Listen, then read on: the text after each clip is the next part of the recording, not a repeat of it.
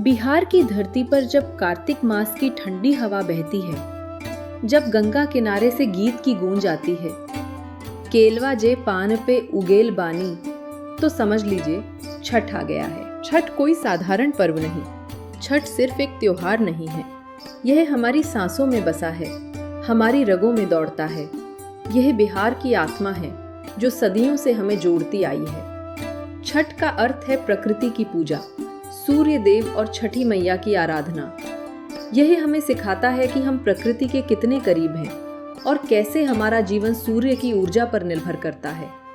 सूर्य हमें जीवन देता है, प्रकाश देता है और छठी मैया हमें संतान और समृद्धि देती हैं।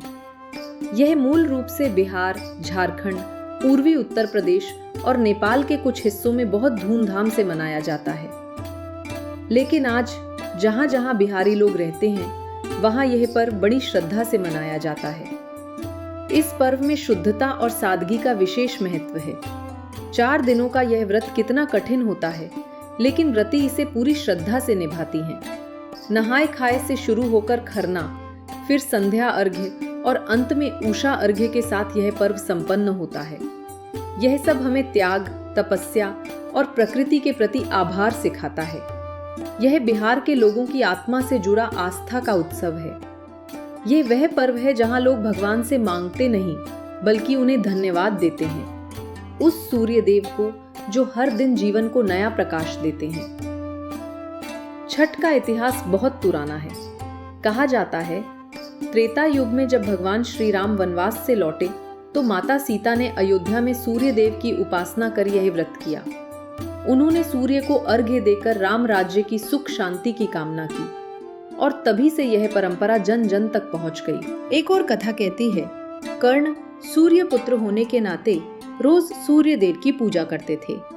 वे गंगा में खड़े होकर सूर्य को अर्घ्य अर्पित करते थे और उसी पूजा पद्धति से जुड़ा ये छठ पर्व धीरे धीरे बिहार, पूर्वांचल, नेपाल और झारखंड के हृदय में बस गया।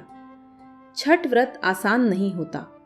4 दिन तक व्रती बिना नमक, बिना अन्न के केवल आत्मबल से उपवास रखते हैं। पहले दिन नहाए खाए, फिर खरना, जहां व्रती खुद बनाती हैं गुड़ की खीर, चावल और रोटी, और सूर्यास्त के बाद उसे प्रसाद के रूप में ग्रहण करती हैं। तीसरे दिन संध्या अर्घ्य, जब अस्त होते सूर्य को धन्यवाद दिया जाता है। गंगा, पोखर या तालाब में खड़ी होकर व्रती सूर्य की लालिमा में अपनी मनोकामनाएं समर्पित करती हैं। और चौथे दिन प्रातः अर्घ्य, जब उगते सूर्य को अर्घ्य दिया जाता है। यही है छठ का सबसे पवित्र क्षण, जहां अंधकार से प्रकाश की यात्रा पूरी होती है। बिहार के लिए छठ केवल त्योहार नहीं, पहचान है। जब पूरी धरती पर प्रवासी बिहारी अपनी मिट्टी की खुशबू भूल जाते हैं, तो छठ के समय वही लोग हजारों मील दूर से घर लौट आते हैं, क्योंकि घर की छत पर माँ की थाली, गंगा घाट की भीड़ और लोक गीतों की गूंज, इनसे बढ़कर कोई शक्ति नहीं। इसका प्रसाद इतना स्वादिष्ट लगता है क्योंकि ये सिर्फ आटा और गुड़ का ठेकुआ नहीं है, ये हमारे पूर्वजों के आशीर्वाद से बना है। ये हमारे बिहार की मिट्टी की खुशबू है। ये प्रसाद हमें एकजुट करता है, परिवार को एक साथ लाता है। छठ सिर्फ एक त्योहार नहीं, बल्कि एक भावना है। ये हमें प्रकृति से जोड़ता है, परिवार को एक सूत्र में पिरोता है और हमें अपनी संस्कृति पर गर्व करना सिखाता है। छठ हमें जीवन का पाठ पढ़ाता है, सादगी, समर्पण और कृतज्ञता का पाठ। ये हमें याद दिलाता है कि हम सब एक हैं, सूर्य की संतानें हैं और हमें हमेशा एक दूसरे का साथ देना चाहिए। यही छठ का सार है और यही हमारे बिहार की पहचान है। छठ सिखाता है कि सच्ची भक्ति दिखावे से नहीं, सादगी, श्रम और विश्वास से होती है।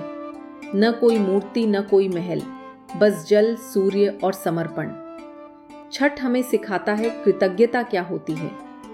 हर दिन जब सूर्य उगता है तो वह सिर्फ रोशनी नहीं लाता, वो हमें जीवन देता है और छठ उसी जीवन को धन्यवाद कहने का एक तरीका है। छठ पर्व सिर्फ बिहार का नहीं, ये भारत की आस्था, संयम और संस्कार पुकार। सूर्य देव, हमारे जीवन को ऐसे ही रोशन रखना। क्योंकि जब तक ये परंपरा जिंदा है तब तक बिहार की आत्मा जीवित है।